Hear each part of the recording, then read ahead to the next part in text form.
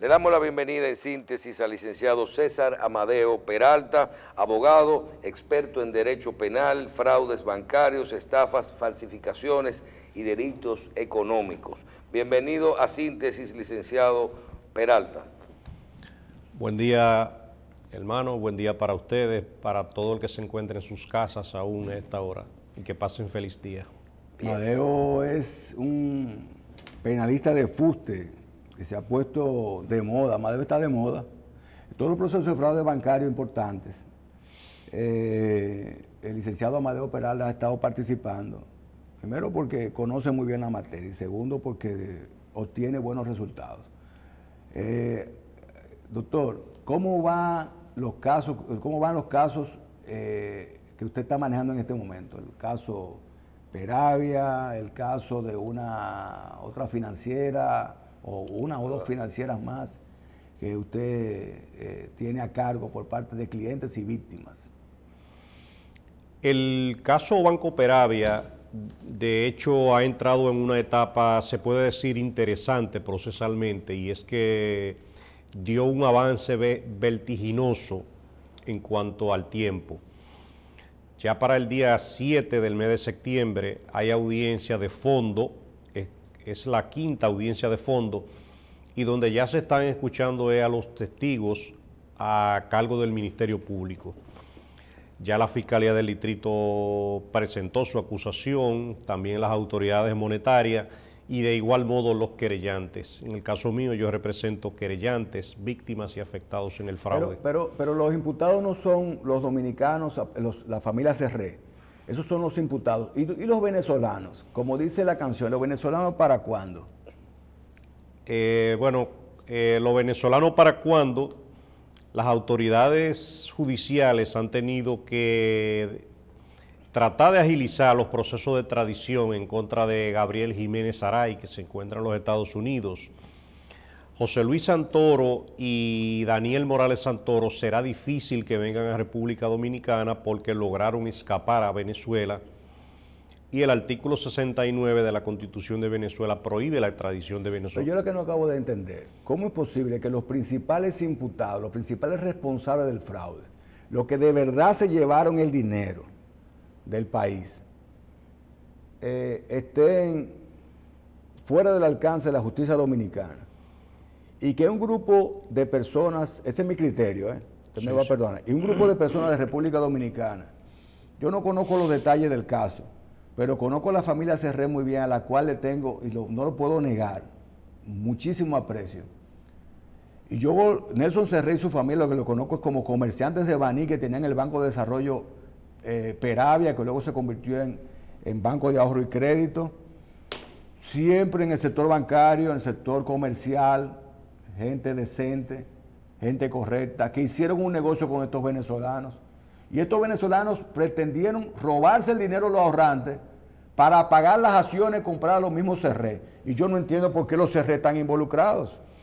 ¿Por qué tienen que pagar los Cerré el robo cometido por estos venezolanos? Porque esos son los que están a mano, porque esos son la parte débil.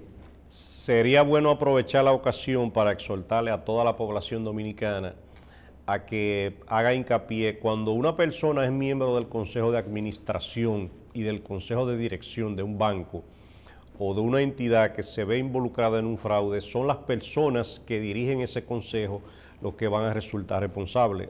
La ley 479 sobre sociedades comerciales es la que le atribuye responsabilidad, pero de igual modo la ley monetaria y financiera y la ley de lavado de activos. En el caso de la familia Cerré, ellos dirigían el Consejo de Administración. ¿Ellos se quedaron en el banco? Se quedaron en el banco. Pero no lo dirigían los venezolanos, doctor.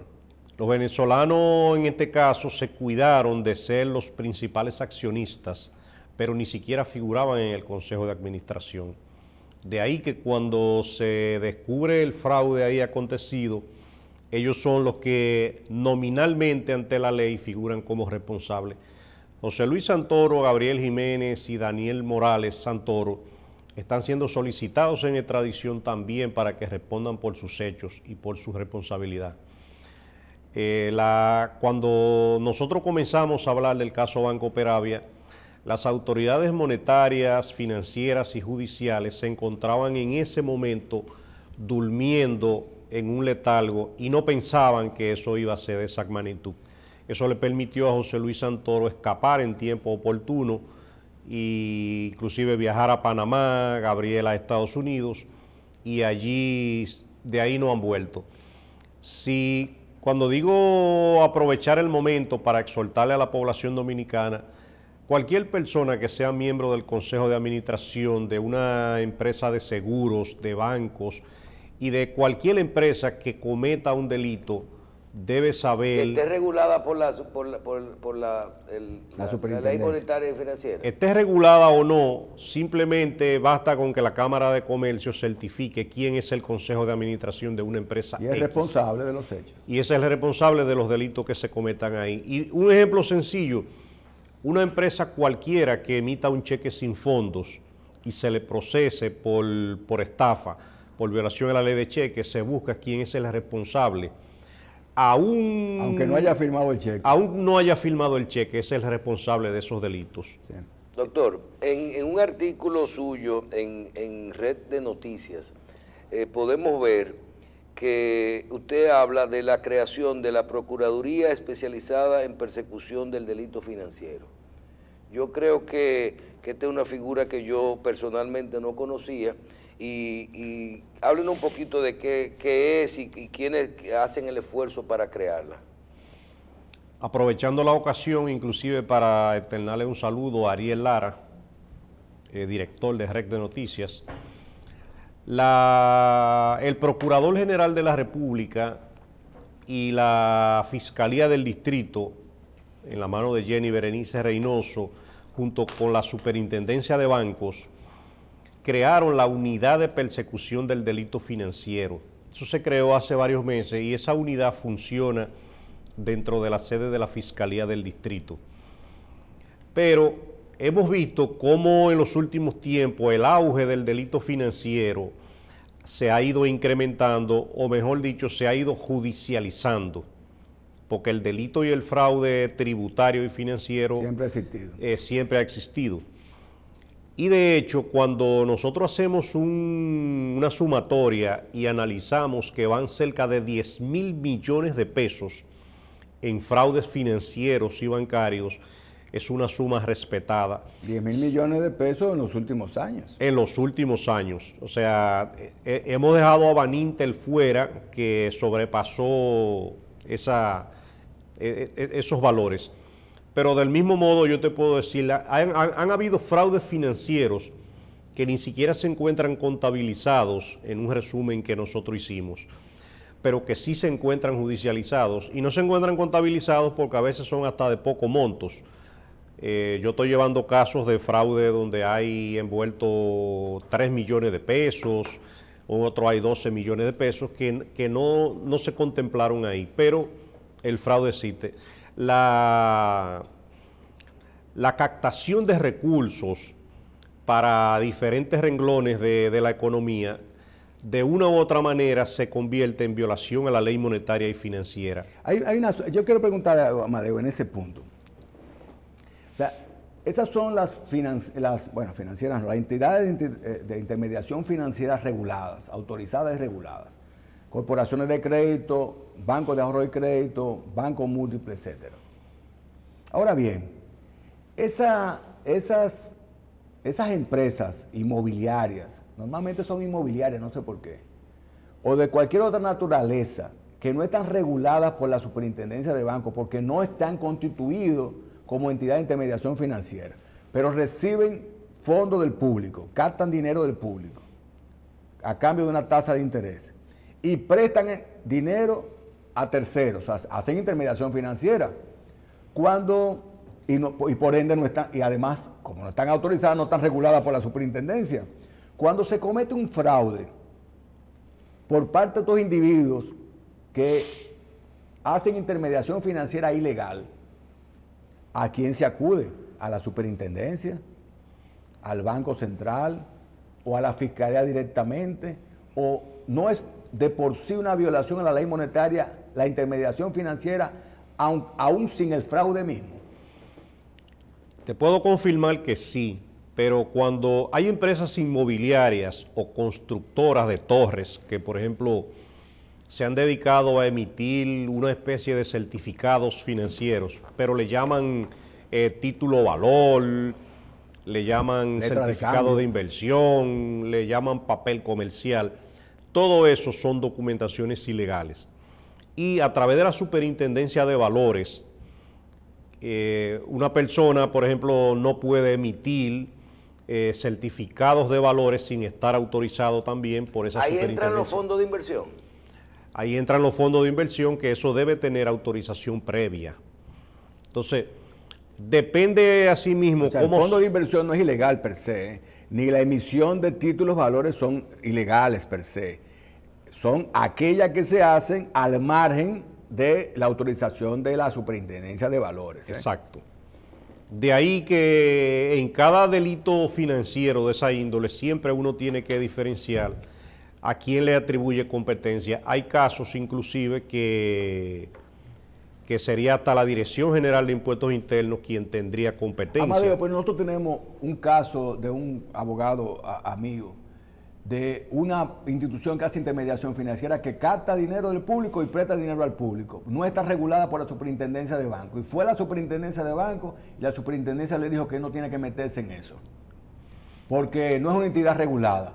Pero no es una violación a la ley monetaria y financiera el hecho de que ese individuo sí, pero la superintendencia no le puede haber dicho, haga no le intermediación financiera. Tú estás diciendo eso. Mira, la cierra. No, a mí me lo dijo Manuel Peña Conce, el consultor jurídico de la Superintendencia de Bancos. No, eso no. Bueno, no pero podemos invitarlo aquí para que él diga que no. Pero la superintendencia lo que hace es que cierra todo eso.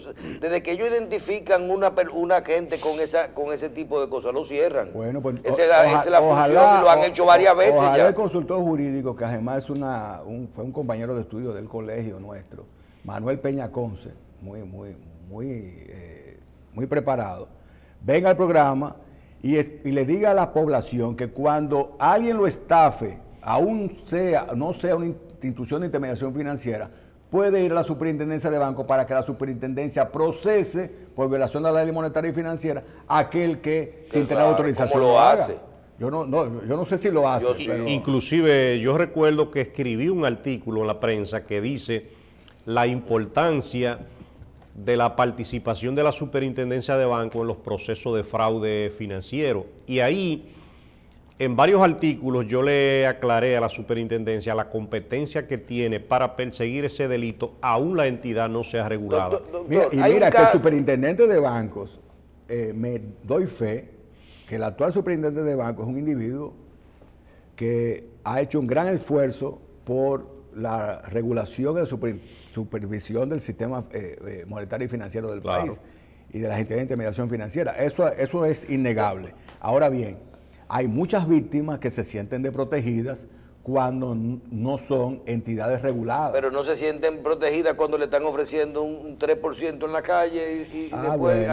ahí no aparece. Sí, Doctor, nos dicen, por ejemplo, que hay un limbo en algunas entidades que ustedes a veces enfrentan y es entidades que eran reguladas como que solicitaron su salida del sistema y que eso pasa a la Junta Monetaria. Sí. Y que a veces hay un limbo en el que todavía no cierra, entonces que se quedan operando no reguladas, pero todavía no le ha salido el asunto y que eso lo puede proteger en un momento dado. Eso existe en muchos casos. Eso no es tan abundante, pero yo te puedo hacer referencia específica al artículo 86 de la Ley Monetaria y Financiera. Cuando entró en vigencia, le dio un plazo de 2 años a las financieras para que se regularan de acuerdo a esa ley. De ese caso me refiero, a esos casos. Eso pasó hace muchos años. No terminó. Ese plazo, inclusive, fue aumentado al 2005 cuando se venció. Ahora, ¿qué debió hacer la Superintendencia de Bancos? Hace 13 años que ese plazo pasó. Inmediatamente muchas financieras no se regularon, debieron haber sido cerradas, debieron salir del mercado. Pero se hicieron de la vista gorda y eso permitió que empresas siguieran a la deriva. Yo te pongo el ejemplo, Empresas Belgal, que era una financiera, se dedicaba a la captación de recursos con 12 sucursales en la capital. O sea, ni siquiera se encontraba en Elías Piña ni en Pedro Santana de una comunidad sureña, sino en el propio centro urbano. De ahí que todas esas empresas que se dediquen a captar dinero y a prestar, los inversionistas de esa empresa tienen fácilmente cómo accesar inclusive a la página web de la Superintendencia de Bancos y saber si es una entidad regulada o no. El propio hecho que tú mencionaste ahorita de que a una persona se le ofrezca un 30% de intereses mensuales, como sucedía en Corporación de Créditos Rona, eso tiene que llamarte la alerta. Cuando un banco comercial está prestando, te está ofreciendo una tasa de interés de un 6% y un máximo de un 7%, no puede haber una que te dé un 28 ni un 30%. ¿Qué sucedió ahí? Lo mismo que tenía que suceder. Un fraude financiero, una quiebra y el dinero a la deriva. Hay una institución, por ejemplo, no sé si es Corporación Oriental o algo por el estilo que se llama, que hacía captaciones en dólares, cuando ni siquiera a los bancos de ahorro y crédito se les permite. Imagínate una corporación de crédito que es una categoría jerárquicamente inferior y con servicios más limitados.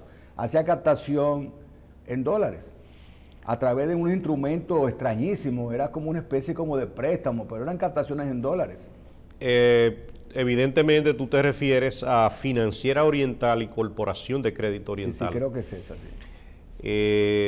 A esa entidad inclusive nosotros recientemente le hemos depositado varias querellas junto a otras víctimas en ese fraude. Ahí el artículo 42 de la Ley Monetaria y Financiera le prohíbe a los bancos de ahorro y crédito y a las corporaciones recibir captaciones de depósitos en cualquier moneda que no sea solamente en pesos. Corporación de Crédito Oriental emitía certificados financieros, emitía recibos de las captaciones en dólares. Ahí hay serias violaciones al artículo 68 y 80 de la Ley Monetaria y Financiera. Hubo un fraude en ese caso. Y ahí se ha cometido un fraude bancario, ahí se llevaba doble contabilidad. De hecho también... Pero no hay un proceso, ese individuo está, el que dirige esa corporación de crédito, está por ahí campante y sonante. El Ministerio Público está dando pasos para judicializar ese proceso. Fíjate, está esperando que coja un avión, como el de los venezolanos del caso Peravia, para después juzgar al contador o a la... El propietario de esa entidad inclusive tiene impedimento de salida. De hecho, intentó salir del país y fue retenido por las autoridades migratorias. ¿Se fue de Punta Cana? No, él intentó salir por las Américas y fue detenido. Y te puedo decir inclusive que muchas personas que ahorraban en la Corporación de Crédito Oriental... Pero el hecho de que haya intentado irse por el aeropuerto y tenga un impedimento de salida y demás, no es suficiente como para activar ya una solicitud de medida de coerción porque el individuo obviamente quiere evadirse. Entendemos que sí, pero las autoridades judiciales están esperando ya el informe definitivo de la Superintendencia de Bancos, el informe de auditoría y de inspección forense, para justificar ante los jueces el fraude que ahí se cometió. Muchas personas iban y ahorraban en esa corporación de crédito y te emitían un certificado a nombre de Financiera Oriental. Ya no estaba autorizada a operar como financiera, sino como corporación de crédito porque se había transformado. De ahí que esos certificados de Financiera Oriental no eran reportados a la Superintendencia de Bancos. Nosotros evaluamos que posiblemente el 90% de los certificados financieros en esa entidad eran inorgánicos, ilegales y en buen dominicano eran prácticamente falsos. Usted sabe obviamente que aunque no se roben el dinero por el simple hecho de tener doble contabilidad y no reportar esas actividades a la Superintendencia de Bancos, eso tiene una sanción por violación del artículo 80 de la Ley Monetaria y Financiera de 3 a 10 años de prisión. Aunque no se lo roben el dinero.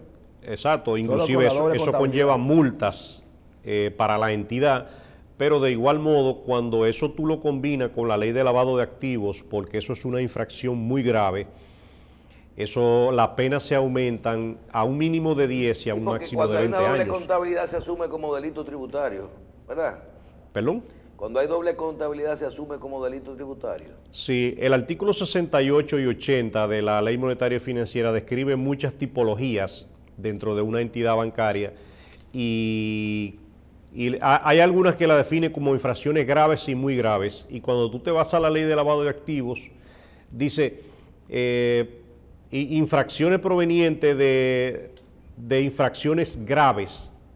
Y ahí es cuando se junta la ley de lavado de activos con la ley monetaria y financiera. Y es difícil que una persona que se encuentre involucrada en un fraude se le pueda salvar a la ley de lavado de activos. Muy difícil. ¿Usted considera que la ley de lavado de activos, ahora que vemos algunos casos, y todos los días los vamos a ver más con esta nueva modificación o la nueva ley de lavado, ¿no le preocupa la utilización o como el abuso de la utilización de la ley de lavado de activos en alguna figura? Bueno, combinarla con la parte comercial, con la parte civil, con el delito que se le meta a todo lavado de activos. Sí, que todo. Definitivamente. La línea es muy fina entre el delito y cuando tú puedes poner la ley de lavado como delito. Definitivamente me voy a atrever a decirle que la ley de lavado de activos, la última modificación, la considero casi un adefesio jurídico, porque cualquier empresario inclusive puede ser chantajeado por la comisión inclusive de una infracción o de un delito, a veces hasta involuntario. Por ejemplo, cualquier delito tributario conlleva lavado de activos, y un delito tributario una gente puede cometerlo hasta por omisión. Por ejemplo, tú tienes comprobantes fiscales para tú cobrarle a las instituciones a las cuales le prestas servicio, y tu empleado, tu contable, puede cometer un error y en vez de emitir el número 25, emite el número 28. No, pero más aún, la contabilidad y los manejos tributarios de las empresas, pequeñas, medianas, grandes, no la manejan los dueños, la manejan técnicos tributarios o técnicos contables. Cuando un técnico contable de esto le vende al dueño unos esquemas que él entiende legal, el técnico, y el dueño dice, bueno, haga lo que usted considere de acuerdo a la ley, y este técnico, consultor o contador dobla un poco la ley, quien va a pagar la consecuencia es responsable de la empresa, y no tiene que ser responsable cuando es el técnico sin su conocimiento que ha violentado la ley. Exacto. El artículo 11 de la nueva ley de lavado de activos trae cerca de 35 delitos nuevos como precedente de lavado de activos. Entonces, yo muchas veces he dicho, una persona acostado en su cama se puede considerar casi preso, porque... Medio preso, porque cuando una persona comienza a desglosar el contenido de la ley de lavado de activos, es un preso de confianza del sistema. Todos somos potenciales presos. Exacto. Doctor, yo quería tratarle un tema. ¿Sabe que el Ministerio Público celebró un concurso? Hace 2 semanas ya, creo, ¿verdad? 3 semanas. Un concurso, 3 semanas, un concurso de oposición para seleccionar posiciones importantísimas dentro del Ministerio Público. Por ejemplo, la Fiscalía de Santiago, la Fiscalía del Distrito, ¿verdad? Hay una persona que desde mi punto de vista es paradigmática en el Ministerio Público. Hay varias. Yo tengo, por ejemplo, de mi criterio personal, Germán Daniel Miranda Villalona, de mi criterio personal. La misma Laura, que está en DPCA. Pero para mí la más paradigmática de los ministerios públicos del país es Jenny Berenice Reynoso, que por una serie de motivos no participó en el concurso, sobre todo por el criterio que yo comparto de que ella no tenía que someterse a concurso, sino a evaluación. Exacto. ¿Verdad? Porque ella fue ratificada y le quedan 18 meses. Ahora bien, una persona de carrera como Jenny Berenice Reynoso, Ministerio Público en Santiago exitoso, Ministerio Público exitoso en el distrito, preparada, responsable, seria, honesta, sobre todo lo último y lo segundo, honesta y responsable, no tiene miedo, que es lo que necesitamos en nuestra sociedad. De no ser confirmada en una posición de tanta importancia como la fiscalía del distrito, no existe la posibilidad de que aprovechemos toda esa experiencia, toda esa responsabilidad, toda esa preparación para una posición, por ejemplo, eso misma, de delitos financieros. O sea, una Procuraduría General especializada para asuntos monetarios y financieros o delitos económicos, donde quizás Jenny Berenice Reynoso sea la más capacitada para esa posición. ¿Cuál es su opinión al respecto? Mira, definitivamente el trabajo que han hecho tanto Jenny Berenice Reynoso como muchos miembros del Ministerio Público, y que se van a ver obligados a dejar la posición, unos porque no participaron en el concurso, otros porque de una u otra manera se tiene seleccionado a otra persona, no deben ser echados al saco del olvido porque la sociedad dominicana los necesita. En el caso de Jenny Berenice, ella válidamente puede ser elevada a la Procuraduría General de la República y presidir cualquiera de las procuradurías que se encuentran aún. Ahorita cuando yo mencioné que se había creado la unidad de persecución del delito financiero, esa unidad hasta el día de hoy es algo incuestionable, que capacidad sobrada en manos de ella la hay. ¿Qué rango tiene? ¿A nivel del Ministerio Público de base, procurador fiscal, o tiene un rango superior? Lo que se ha creado hasta ahora es la unidad. Es una unidad dentro de la Fiscalía, es un departamento, pero eso puede ser elevado a una procuraduría especializada. Ella va a pasar entonces de ser fiscal titular a subalterna del fiscal del distrito, si es un departamento. Si es un departamento, así es. Pero mejor que sea una procuraduría especializada, como por ejemplo, Miranda Villalón está en la especializada de lavado de activos. Exacto, de ahí que... Laura Guerrero Pelletier, brillante, querida amiga nuestra, en persecución de la corrupción administrativa. Jenny Berenice tiene el perfil para cualquier posición, pero especialmente para una procuraduría especializada para delitos económicos. Delitos económicos es más abarcador inclusive. Claro. Que delitos monetarios y financieros. Mucho más abarcador. Sí, cuando nosotros hemos hablado de la Procuraduría especializada en persecución del delito financiero, también lleva del fraude tributario. Sí. Y ese fraude tributario, fíjate que alcanza ampliamente a la Dirección General de Aduanas, la Dirección de Impuestos Internos y otras instituciones del Estado que de una u otra manera contra ellas se comete fraudes. Aquí se comete fraudes inclusive hasta en los registros de títulos. ¿Y todo eso estaría incluido ahí, doctor? Todo eso pudiera estar incluido. ¿En la unidad o podría pasar a una procuraduría? Exacto. Mire, aquí tenemos un caso que quiero también consultar. ¿Qué pasó con una licitación en Puerto Plata con el puerto? Que hay muchos casos que me parece que hay impugnación del proceso de licitación. Nosotros como abogados hemos participado en una licitación. Porque aquí Amadeo de Puerto Plata. Sí, sí. En la Autoridad Portuaria Dominicana, en una licitación con el Muelle Turístico de Puerto Plata. La empresa que representamos fue víctima de violación a sus derechos de participación, a la transparencia, y hay empresas inclusive que se retiraron de esa licitación porque vieron que ahí se estaban manejando cosas muy arregladas. Para el día de hoy, inclusive, el Tribunal Superior Administrativo va a conocer sobre 4 recursos de impugnación que nosotros hemos elevado allí, y en el día de ayer también depositamos otros recursos de impugnación diferentes por otras resoluciones. nosotros tenemos cómo probar, sea ante el Tribunal Superior Administrativo o en una instancia que no sea esa, el que ahí se cometieron serias irregularidades. Inmediatamente nosotros convoquemos inclusive la Cámara de Cuentas. ¿Habrá que hacer la licitación de nuevo? Habría que hacer esa licitación de nuevo. Lo que se persigue es que se realice de nuevo. Nosotros perseguimos que sea realizada de nuevo para que las empresas a las cuales nosotros representamos puedan participar, pero participar con transparencia. ¿Y la empresa que ganó se está defendiendo en el proceso?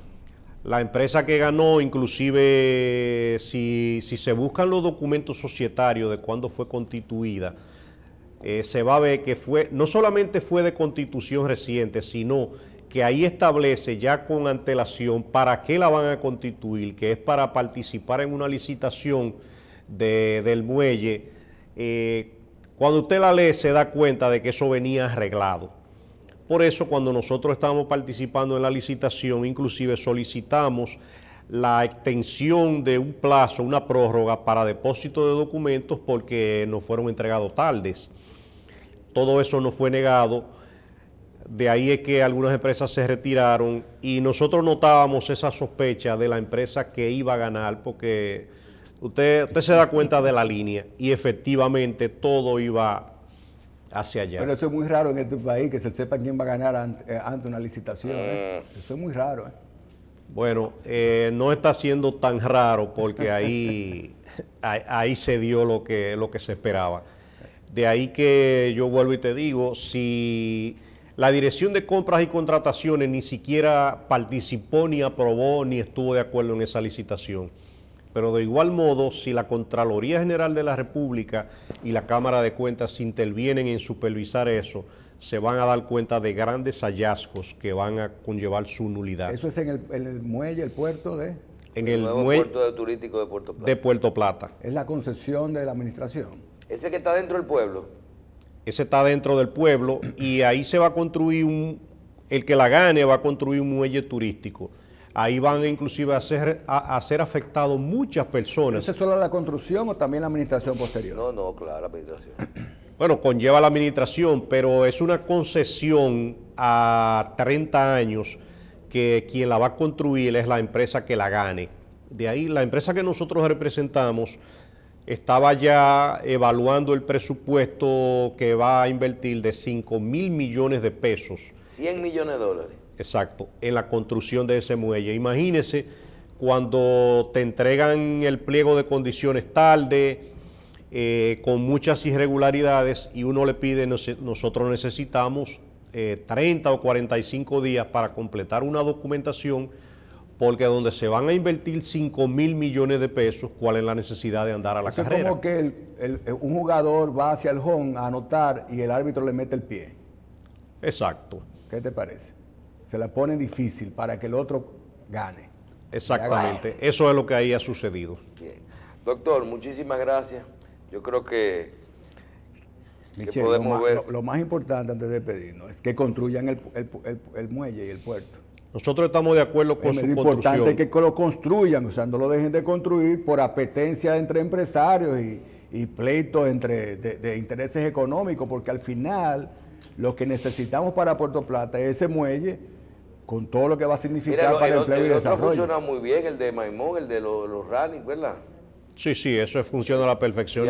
Y mantiene la economía activa. Lo importante es que lo construyan. Estamos de acuerdo con la construcción, pero no con las irregularidades que se cometen en contra de la inversión extranjera y privada en esa licitación. Bien. Doctor, muchísimas gracias. Un placer. Bien. Nos acompañó el licenciado César Amadeo Peralta, aquí en Derecho y Justicia, abogado, experto en Derecho Penal y de Fraudes Bancarios. Muchísimas gracias por estar con nosotros hoy. Doctor. Nos vemos el miércoles, en el día que más se ve síntesis. Bien. ¿Qué te parece? El miércoles. Ahora tenemos también una entrevista especial con la licenciada Ivonne García, que es la directora ejecutiva adjunta de la Junta Agroempresarial Dominicana.